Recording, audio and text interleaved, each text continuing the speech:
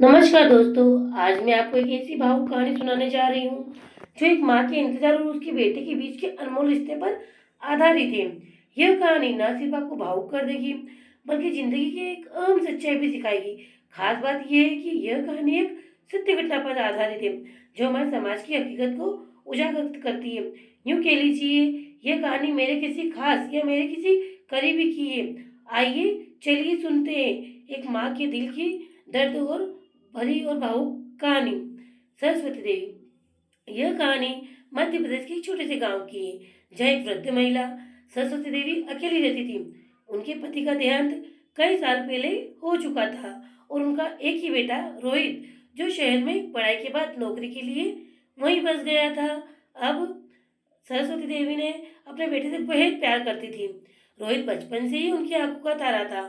उन्होंने अपनी सारी जिंदगी अपने बेटे के भविष्य को बनाने के लिए ही लगा दी थी, क्योंकि उनका बेटा एक उनका आखिरी और इकलौता सहारा था। खेतों में काम किया, दूसरों के घर में चूल्हा चौका किया, लेकिन कभी भी रोहित की पढ़ाई में कोई कमी नहीं आने दी।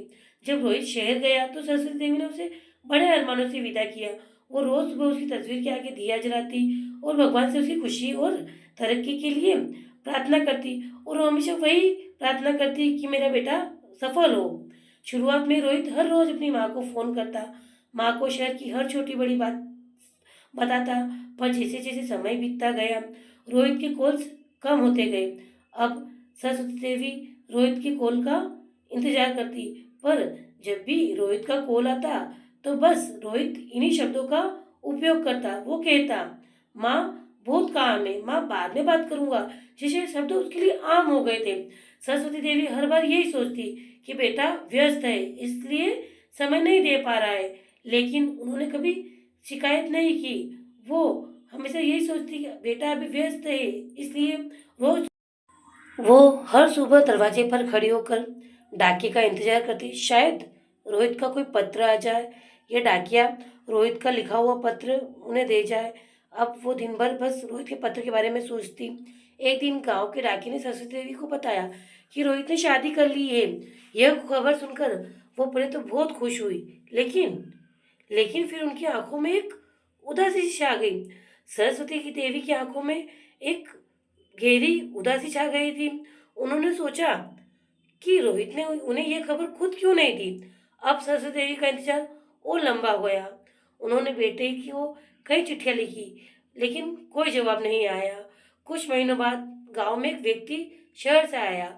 उसने बताया कि रोहित एक बड़ी कंपनी में नौकरी करता है और उसके पास अब वक्त नहीं रहता है।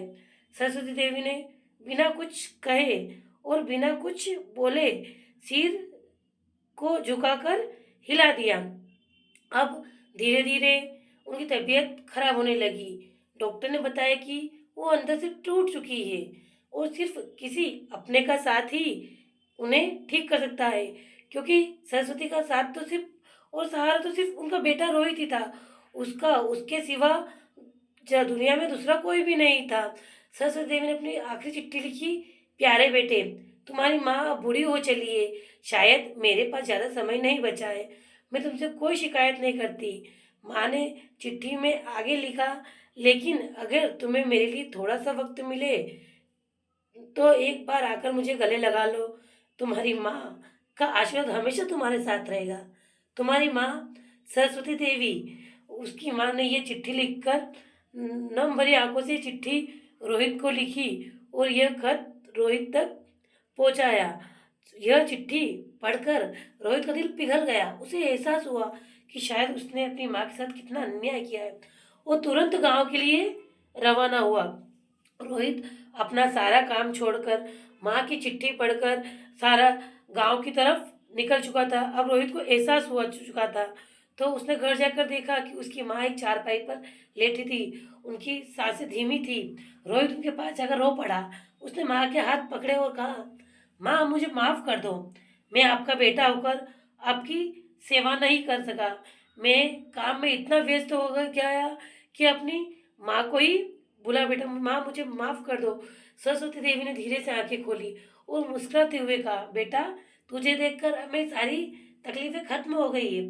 बस तेरा चेहरा देखना ही मेरी आखिरी ख्वाहिश थी।